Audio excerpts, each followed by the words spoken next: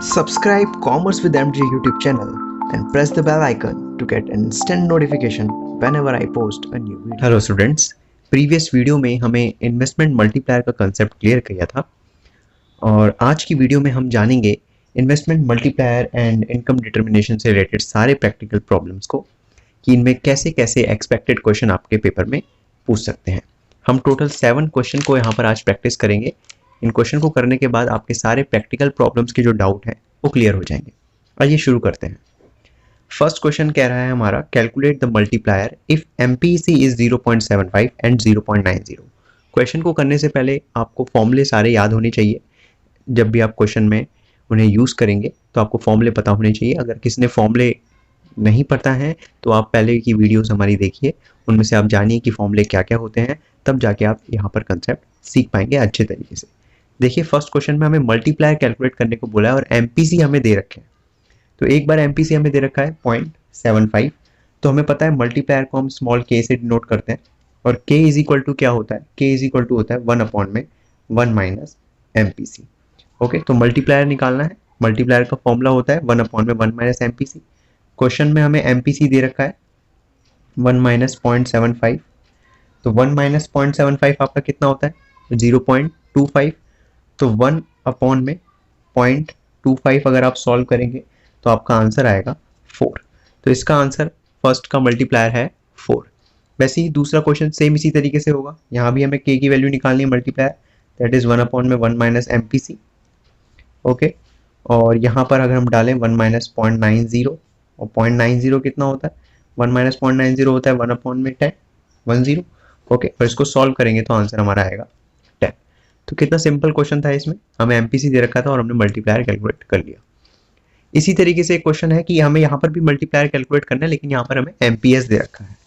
Okay, तो हम कर लेंगे, कोई दिक्कत नहीं है। हमें पता है एक मल्टीप्लायर का और फॉर्मूला होता है, हमें पता है 1 माइनस MPC क्या होता है, MPS होता है। तो k इज इक्वल टू 1 में MPS हम लिख सकते हैं, और क्वेश्चन में हमें MPS की वैल्यू दे रखी है 0.40, तो डायरेक्ट हम डाल देंगे 1 में 0.40, और 1 में 0.40 कितना होता है, 2.5 होता है। ओके स्टूडेंट, नेक्स्ट हमें कह रहा है कि इक्वल टू MPC। अगर MPS हमें MPS क्या है, इक्वल टू MPC है, तो मल्टीप्लायर की वैल्यू निकालिए। देखिए, हमें ये पता होना चाहिए कि MPS प्लस MPC क्या होता है, 1 होता है।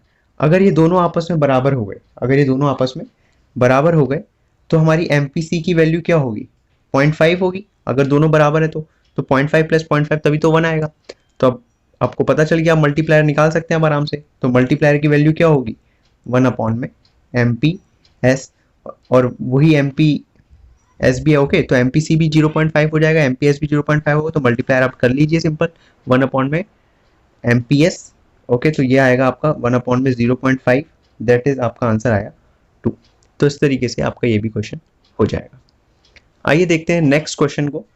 इस क्वेश्चन में कह रहा है कि in an economy 60% of increment income is spent on consumption. एक इकोनॉमी में 60% जो इनकम इंक्रीज हुई है वो कंजम्पशन पर स्पेंड हो गई है। If 4 crore are invested in a project, और 4 करोड़ इनकम जो है अगर प्रोजेक्ट में इन्वेस्ट हुई है, तो हमें बताना है find out the increase in income and saving. तो increase in income and saving को हमें यहाँ पर कैलकुलेट करना है। तो अगर मैं इसका सॉल्यूशन लिखूं तो हमें कैलकुलेट क्या करना है, increase in income, that is delta Y. Okay, एक तो ये कैलकुलेट करना है और दूसरा हमें कैलकुलेट करना है इंक्रीजिंग सेविंग, तो मतलब डेल्टा एस भी हमें यहाँ पर कैलकुलेट करना है। हमें क्वेश्चन में क्या दे रखा है, 60% increment of income spent on consumption. Income increase का 60% हमने कंजम्पशन कर ली, तो मतलब ये MPC दे रखा है, मार्जिनल प्रोपेंसिटी टू कंज्यूम दे रखा है। तो कितना दे रखा है, 60%। 60% को मैं 0.6 लिख सकता हूँ। ओके, तो इससे मैं मल्टीप्लायर की वैल्यू निकाल लेता हूँ एक बार।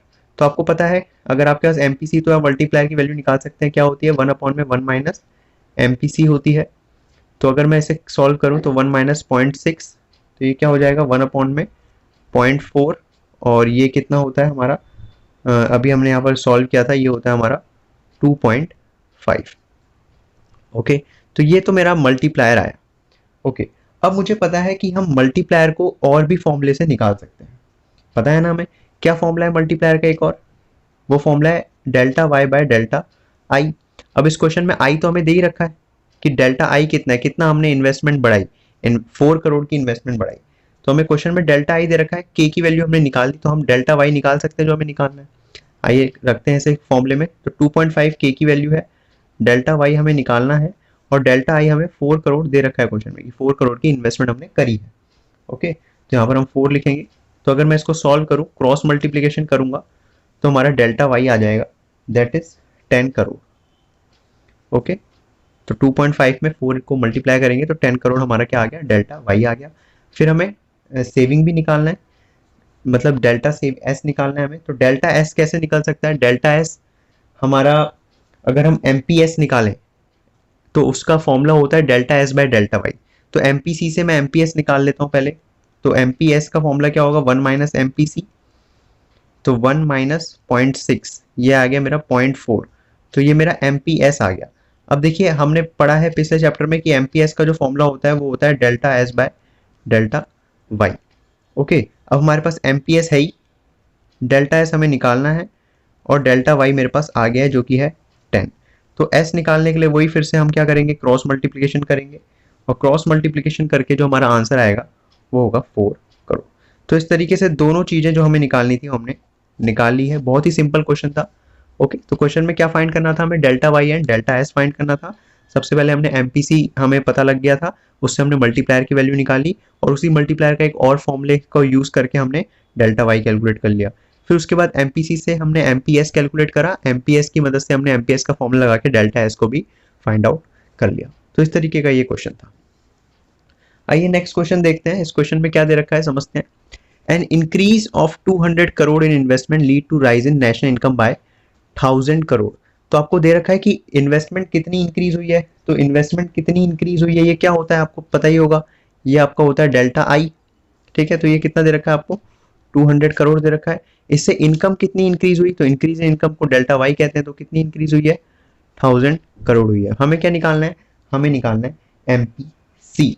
ओके, तो हमें पता है कि मल्टीप्लायर का जो फॉर्मूला होता है वो होता है 1/1 माइनस एमपीसी। ओके, और यही मल्टीप्लायर एक और फॉर्मूले से भी आता है जिसका फॉर्मूला होता है डेल्टा वाई बाय डेल्टा आई।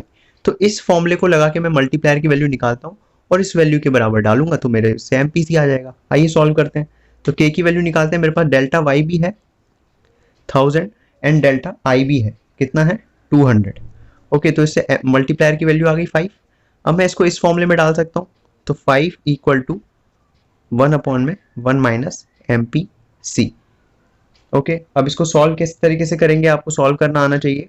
यहाँ पर हम जाके इसे क्रॉस मल्टीप्लिकेशन कर देंगे तो ये हो जाएगा 5 × 1 5 माइनस 5 एमपीसी और इस साइड हमारा बच रहा है 1। ओके, 5 एमपीसी को मैं इस साइड ले जाऊँगा और ये 1 को इस साइड ले आऊँगा तो 1 minus 5 minus 1 is equal to 5 MPC हो जाएगा। ये हो जाएगा 4 is equal to 5 MPC. Okay, इसके बाद क्या करेंगे आप, इसके बाद आपको बस सिंपल सा सॉल्व करना है इसको। तो एमपीसी निकालने के लिए क्या करेंगे आप, 4/5 कर देंगे। तो एमपीसी इज इक्वल टू हो जाएगा आपका 4/5 और इसको अगर आप सॉल्व करते हैं 4/5 को तो आपका आंसर आएगा 0.80। तो इस तरीके से आपका एमपीसी कैलकुलेट हो गया जो इस क्वेश्चन में हमें निकालना था। आइए स्टूडेंट नेक्स्ट क्वेश्चन देखते हैं, दैट इज क्वेश्चन नंबर 5। इस क्वेश्चन में हमें एस दे रखा है, सेविंग फंक्शन दे रखा है -200 प्लस 0.25 वाई। कहता है कि the economy is in equilibrium, economy equilibrium में है when income is equal to 2000 crore. कब इक्विलिब्रियम में है, जब इनकम 2000 करोड़ है। ओके, हमें यहाँ पर कैलकुलेट करना है, 3 चीज कैलकुलेट करनी है हमें यहाँ पर। पहली है investment expenditure at equilibrium level of income, दूसरा सी बार दैट इज ऑटोनॉमस कंजम्पशन, और तीसरी जो हमें कैलकुलेट करना है वो करना है यहाँ पर इन्वेस्टमेंट मल्टीप्लायर। देखिए हमें जो दे रखा है सबसे पहले हम नोट डाउन करते हैं। हमें यहाँ दे रखा है कि एस जो सेविंग फंक्शन है वो क्या है। तो सेविंग फंक्शन दे रखा है -200 प्लस 0.25 वाई। ओके, अब देखिए कह रहा है the economy is in equilibrium, economy equilibrium में है। ओके, तो बताना है कि इन्वेस्टमेंट एक्सपेंडिचर कितना होगा। देखिए जब भी अगर इकोनॉमी इक्विलिब्रियम में होगी तो आपको ये पता है, हम पढ़ के आए हैं कि सेविंग इज इक्वल टू क्या होता है, इन्वेस्टमेंट होता है। जब भी इकोनॉमी क्या होती है, इक्विलिब्रियम में होती है। तो हमें यहाँ पर इनकम लेवल दे रखा है 200 करोड़ और सेविंग फंक्शन ये है। हमें निकालना है इन्वेस्टमेंट कब होगी इस इक्विलिब्रियम इनकम पर, मतलब 200 करोड़ पर इन्वेस्टमेंट कितनी होगी। तो हमें पता है इक्विलिब्रियम लेवल पर तो saving is equal to investment होता ही है। तो अगर मैं सेविंग को कैलकुलेट कर लूँ इस फंक्शन में, अगर मैं y की वैल्यू डाल दूँ ये, तो जो आंसर आएगा वही मेरा इन्वेस्टमेंट के बराबर होगा। आइए देखते हैं। ओके, तो आपने पहले कर लिया कि saving is equal to investment होगा। क्यों? क्योंकि इक्विलिब्रियम लेवल है, तो इक्विलिब्रियम लेवल में saving is equal to investment आता है। अब मैं एस की वैल्यू निकालता हूँ व्हेन y इज 200 करोड़। तो यहाँ पर मैं 200 करोड़ की वैल्यू डालता हूँ, तो 2000 करोड़ सॉरी 2.25 इंटू 2000। ओके, तो यहाँ पर मेरा हो जाएगा 200 प्लस 0.25 को 2000 से आप अगर वो करेंगे तो आपका कितना आंसर आएगा बताइए जल्दी। 000, ये आपका आएगा ये, तो पॉइंट आप ये दो निकाल देंगे तो ये हो जाएगा, तो 500 हो गया। ओके, तो -200 प्लस 500 कितना होता है? 300 करोड़। तो एस आ रहा है 300 करोड़, और एस इज इक्वल टू, क्योंकि आई होगा इक्विलिब्रियम में, तो हमारा जो इन्वेस्टमेंट एक्सपेंडिचर होगा वो भी कितना होगा? 300 करोड़। तो इस तरीके से हमने फर्स्ट पार्ट को सॉल्व कर लिया। ओके, सेकेंड पार्ट इसमें कह रहा है कि ऑटोनॉमस कंजम्पशन आपको निकालना है। देखिए, ऑटोनॉमस कंजम्पशन फंक्शन में होता था, क्या होता था फॉर्मूला उसका? कंजम्पशन फंक्शन प्लस BY होता था। और हमें पता है सेविंग फंक्शन में ये भी कंजम्पशन फंक्शन होता है, लेकिन नेगेटिव में लिखा जाता है। तो इसी का नेगेटिव तो ये होगा, तो मतलब ये C बार कितना होगा? इसका पॉजिटिव, तो इसका पॉजिटिव क्या होगा? 200। तो इस तरीके से आंसर आ जाएगा हमारा। ओके, तो 200। ओके, हमें पता है सेविंग फंक्शन में ये भी कंजम्पशन ऑटोनॉमस कंजम्पशन शो करता है, लेकिन नेगेटिव वाला, मतलब नेगेटिव सेविंग को शो करता है। और कंजम्पशन फंक्शन में ये पॉजिटिव उसको शो करता है। ओके, कंजम्पशन को, तो ये C बार सेविंग फंक्शन का नेगेटिव C बार होता है, तो इसी का अगर पॉजिटिव करेंगे तो यही आंसर हमारा कंजम्पशन होगा, ऑटोनॉमस कंजम्पशन। थर्ड इसमें हमें जो निकालनी है चीज, वो निकालनी है इन्वेस्टमेंट मल्टीप्लायर। तो इन्वेस्टमेंट मल्टीप्लायर मतलब K की वैल्यू निकालनी है। K की वैल्यू आपकी कैसे निकल सकती है? या तो आप 1/1 माइनस MPC कर दो, या आपको पता ही है 1 माइनस MPC आपका MPS होता है। तो सेविंग फंक्शन में जो 0.25 दे रखा है ये तो MPS ही होगा। ओके, तो हम इसमें डालेंगे MPS में 0.25, 1/0.25, तो इसको सॉल्व करके हमारा आंसर आ जाएगा 4।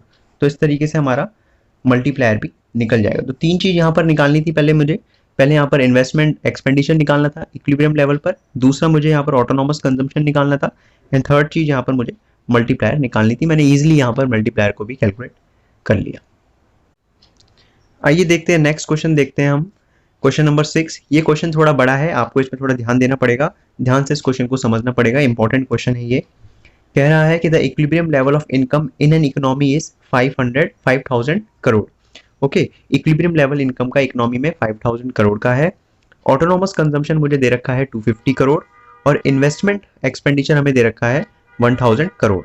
यहाँ पर हमें कैलकुलेट करना है consumption expenditure at equilibrium level of national income, दूसरा हमें कैलकुलेट करना है MPS, थर्ड चीज कैलकुलेट करनी है सेविंग फंक्शन, फोर्थ हमें कैलकुलेट करना है यहाँ पर इन्वेस्टमेंट मल्टीप्लायर, एंड फिफ्थ हमें कैलकुलेट करना है यहाँ पर break even level of income. तो 5 चीजें यहाँ पर हमें कैलकुलेट करनी है। ओके, तो हमें क्वेश्चन में क्या दे रखा है वो सबसे पहले हम नोट कर लेते हैं। क्वेश्चन में हमें इनकम दे रखा है, तो सॉल्यूशन से हम शुरू करते हैं। तो हमें y दे रखा है क्वेश्चन में 5000 करोड़। उसके बाद क्वेश्चन में हमें ऑटोनॉमस कंजम्पशन दे रखा है, that is 250 crore. Okay, and I दे रखा है, हमें कितना दे रखा है? आई 1000 करोड़। अब क्वेश्चन को शुरू करेंगे फर्स्ट सॉल्यूशन से अपने। तो कंजम्पशन एक्सपेंडिचर हमें निकालना है equilibrium level of national income.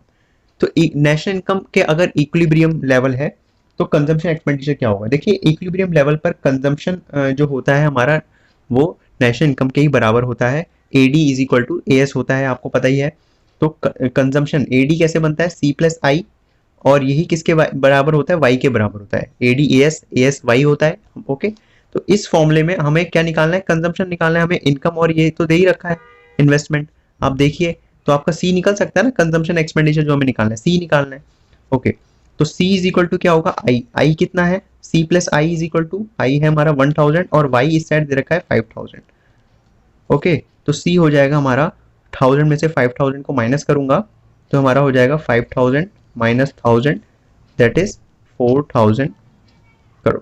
Okay, तो इस तरीके से हमारा क्या आ गया? C आ गया। तो फर्स्ट चीज हमारी कैलकुलेट हो गई बहुत ही सिंपल तरीके से। ओके, सेकंड जो है, अच्छा ये कैसे हुआ मैं आपको बताया तो AD इक्वल टू AS होता है, कहाँ पर? इक्विलिब्रियम लेवल में। यहाँ पर उसने बोला है कंजम्पशन एक्सपेंडिचर कैलकुलेट करो equilibrium level of national income. तो इक्विलिब्रियम लेवल में AD is equal to AS होता है, AD के ये कंपोनेंट होता है C प्लस आई, और AS Y के ही बराबर होता है, हमें पता है। ओके, तो C plus I is equal to Y हमने करा, C हमें निकालना था, that is consumption expenditure. Second चीज जो हमें कैलकुलेट करनी है यहाँ पर वो क्या है, वो है हमें निकालना है एमपीएस। देखिए एमपीएस कैलकुलेट करने को बोला है। देखिए एमपीएस के लिए तो एमपीसी होना चाहिए, ओके, या फिर एमपीएस के लिए इंक्रीज इन सेविंग और इंक्रीज इन नेशनल इनकम होना चाहिए, वो भी नहीं है। तो हम क्या कर सकते हैं, एमपीसी यहाँ पर कैलकुलेट कर सकते हैं। कैसे, हमें पता है कंजम्पशन फंक्शन का फॉर्मूला होता है सी बार प्लस बी वाई। यहाँ पर हमें सी तो पता ही है, अभी हमने कैलकुलेट करा 4000, ओके। सी बार भी हमें पता है, क्वेश्चन में दे रखा था 250। बी नहीं पता, एमपीसी नहीं पता, वाई हमें पता है नेशनल इनकम कितनी है हमारी 5000। तो इसको अगर मैं सॉल्व करूंगा तो 4000 में से 250 हम माइनस करेंगे, ओके। तो ये आ जाएगा मेरा 3750 इक्वल टू हो जाएगा बी इंटू 5000, ओके। तो बी निकालने के लिए क्या करेंगे, 3750 को 5000 से डिवाइड करेंगे, तो ये कुछ हमारा आंसर आएगा, दैट इज 0.75, ओके। आप इसे सॉल्व करेंगे तो आपका आंसर आएगा 0.75। तो ये बी आ गया। हमें क्वेश्चन में क्या निकालना है, एमपीएस निकालना है। एमपीएस कैसे निकलता है, 1 माइनस बी करके, आपको पता ही है। तो 1 माइनस 0.75, बी क्या होता है, एमपीसी होता है। तो 1 माइनस 0.75 करेंगे तो 0.25, ये आपका आ जाएगा एमपीएस। तो ऐसे हमने सेकेंड चीज भी यहाँ पर निकाल ली, ओके। इसके साथ हम अब थर्ड अपना देखते हैं क्या हमें निकालना है। थर्ड हमें निकालना है saving function, okay. Saving function क्या होता है, सिंपल है। सेविंग फंक्शन होता है minus C bar plus 1 minus B Y, okay. Minus C bar क्या होगा, देखिए पॉजिटिव सी बार कितना है 250, तो माइनस सी बार माइनस 250 हो जाएगा। 1 माइनस बी अभी वैल्यू आपने निकाली 0.25, और y को आप y ही रखेंगे क्योंकि सेविंग फंक्शन हमें खाली कैलकुलेट करना है। तो इस तरीके से हमारा सेविंग फंक्शन भी आ जाएगा, बहुत ही सिंपल था। इसके बाद हमें निकालना है इन्वेस्टमेंट मल्टीप्लायर। ये भी बड़ा सिंपल है। अभी हमें पता है मल्टीप्लायर की वैल्यू क्या होती है। मल्टीप्लायर हम ऐसे लिख सकते हैं 1 अपॉन में एमपीएस, या फिर 1 अपॉन में 1 माइनस एमपीसी, तो कुछ भी लिख सकते हैं आप। एमपीएस आपके पास आई क्या था 0.25, आप सीधा डिवाइड कर दीजिए तो आपका आंसर आएगा 4। ये आपका मल्टीप्लायर भी आ गया, ओके। लास्ट आपको निकालना है break even level of income, okay. Break even level of income क्या होता है, break even level of income वो लेवल होता है जहां पर कंजम्पशन इज इक्वल टू हमारी इनकम के बराबर होता है। जहां इनकम और कंजम्पशन आपस में बराबर है उसे break even level of income कहते हैं, ओके। अच्छा, तो हमें देखते हैं क्या होगा हमारा break even level of income. तो y is equal to consumption का यही हम फॉर्मूला डाल देंगे, कितना है 250 प्लस b की वैल्यू आप डाल दीजिए। b की वैल्यू आई थी आपकी 7.75, और y हम अगर y को y ही रखेंगे हम यहाँ पर, ओके। इसको हम सॉल्व करेंगे तो हमारा क्या आ जाएगा, y की वैल्यू आ जाएगी। कैसे आएगी, आइए सॉल्व करते हैं इसे।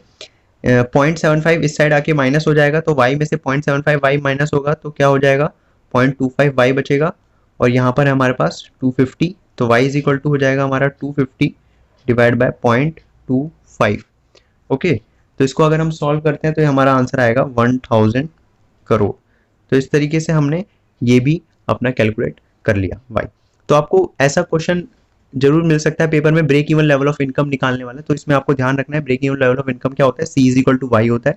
तो यहाँ पर y को आपको c की इक्वेशन के बराबर रखना है, लेकिन ये y की वैल्यू मत डाल देना, या y को y रखेंगे तभी आपकी y की पूरी वैल्यू कट पिटा के आपका आंसर आ जाएगा। तो इस टाइप का क्वेश्चन बहुत बार पेपर में देखने को आया है। आई होप आपको ये क्लियर हुआ होगा। आइए स्टूडेंट्स, अब हम लास्ट क्वेश्चन करते हैं, क्वेश्चन नंबर 7। ये कह रहा है कि in an economy investment expenditure आपको 70 करोड़ दे रखा है, कंजम्पशन फंक्शन दे रहा है आपको 60 प्लस 0.80 y। हमें डिटरमाइन करना है equilibrium level of income first. Second चीज हमें डिटरमाइन करनी है find the equilibrium income when the plan investment expenditure is increased by 10 crore. Equilibrium income कितनी हो जाएगी अगर इन्वेस्टमेंट एक्सपेंडिचर हमारी 10 करोड़ से बढ़ जाती है। और लास्ट हमें कैलकुलेट करना है value of multiplier due to increase in investment expenditure. अभी इन्वेस्टमेंट एक्सपेंडिचर जो अभी इंक्रीज हुआ था सेकंड पॉइंट में, उससे अब वैल्यू ऑफ मल्टीप्लायर क्या आएगा। बहुत ही सिंपल क्वेश्चन है, बस थोड़ा आपको दिमाग लगाना है कि किस तरीके से क्वेश्चन होगा। आइए देखते हैं, सॉल्व करते हैं। तो फर्स्ट हमें जो यहाँ पर कैलकुलेट करना है वो करना है find the equilibrium level of first है हमारा determine equilibrium level of income. देखिए इक्विलिब्रियम लेवल ऑफ इनकम कब होता है, जब AD is equal to AS होता है। यहाँ पर भी हमने इसे सॉल्व किया था। AD के हमें कंपोनेंट हमें पता ही है क्या क्या होते हैं, C प्लस I होता है, ओके। और AS हमारा Y के बराबर होता है, यही हमें पता है। तो इसी में हमें इक्विलिब्रियम लेवल ऑफ इनकम निकालनी है, मतलब Y की वैल्यू निकालनी है। C कैसे बना है, C ये रहा आपका क्या है 60 प्लस 0.80 y, और I आपको दे रखा है 70, ओके। Y को आप Y रखेंगे क्योंकि Y की वैल्यू आनी है। तो 60 प्लस 70 आपका 130 हो गया, plus 0.80y equal to y। इसको हम यहाँ ले जाएंगे तो ये माइनस हो जाएगा, तो y माइनस 0.80y कितना होता है 0.20y। तो y की वैल्यू को निकालने के लिए 130 में से हम 0.20 को डिवाइड कर सकते हैं। इसको हम डिवाइड करेंगे तो y की वैल्यू हमारी आ जाएगी कुछ 650 करोड़। ओके, तो इस तरीके से हमने क्या निकाल दिया, इक्विलिब्रियम लेवल ऑफ इनकम निकाल दिया। ये तो फर्स्ट चीज थी। सेकंड हमें अब कैलकुलेट करना है, find the equilibrium income when planned investment expenditure is increase by 10 crore. अभी देखिए इस क्वेश्चन में हमें इन्वेस्टमेंट एक्सपेंडिचर कितना दे रखा है 70। अब बोल रहा है अगर इन्वेस्टमेंट एक्सपेंडिचर 10 करोड़ से बढ़ गया तो अब जो हमारा इन्वेस्टमेंट एक्सपेंडिचर है वो कितना हो गया होगा, वो 80 करोड़ हो गया होगा, क्योंकि 70 में हम 10 और ऐड करेंगे तो 80 करोड़ हमारा इन्वेस्टमेंट एक्सपेंडिचर हो गया होगा। ठीक है, अब इस इन्वेस्टमेंट एक्सपेंडिचर में आपका कितना इक्विलिब्रियम इनकम आती है, आइए देखते हैं। यही क्वेश्चन में बस आपको 70 की जगह क्या रखना है, बस 80 रख देना है। ठीक है, यही क्वेश्चन बनेगी C plus I is equal to Y. Consumption वही है आपका 60 प्लस 0.80y। इन्वेस्टमेंट क्या हो गया 70 से अब 80 हो गया। ओके, तो इसे 80 रखेंगे आई की वैल्यू को और इक्वल टू y।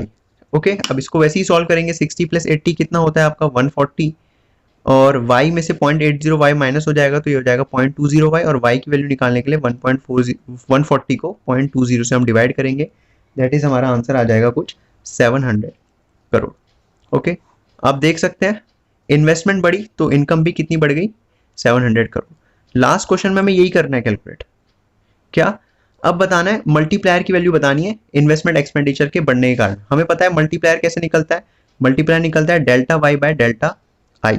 आप देख सकते हैं पहले हमारी इनकम कितनी आ रही थी 650, अब इनकम कितनी आ रही है 700। ऐसा क्यों, क्योंकि पहले इन्वेस्टमेंट हम 70 की कर रहे थे, अब इन्वेस्टमेंट उसके बाद हम 80 की कर रहे थे। तो डेल्टा वाई इनकम में कितना चेंज आया, इनकम में चेंज आया 650 और 700 का आप डिफरेंस कर लीजिए, 50 का चेंज आया है 50 करोड़ का। और इन्वेस्टमेंट में कितना चेंज आया था 10 करोड़ का, 70 से 80 में जाने के लिए 10 करोड़ का। ठीक है, सॉरी गलत लिख दिया मैंने, 50 अपॉन में 10 करोड़ का।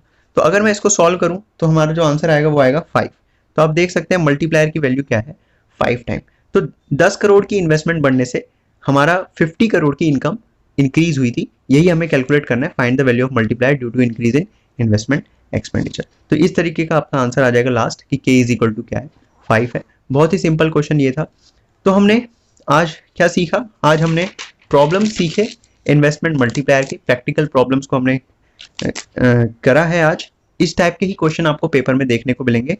उम्मीद करता हूँ आपको आज की क्लास अच्छे से समझ आ गई होगी। अगर आपको कोई भी डाउट है तो आप नीचे प्लीज़ कमेंट करिए ताकि मैं आपके डाउट्स को क्लियर कर दूँ। तो good bye, take care, please subscribe the channel and like the video.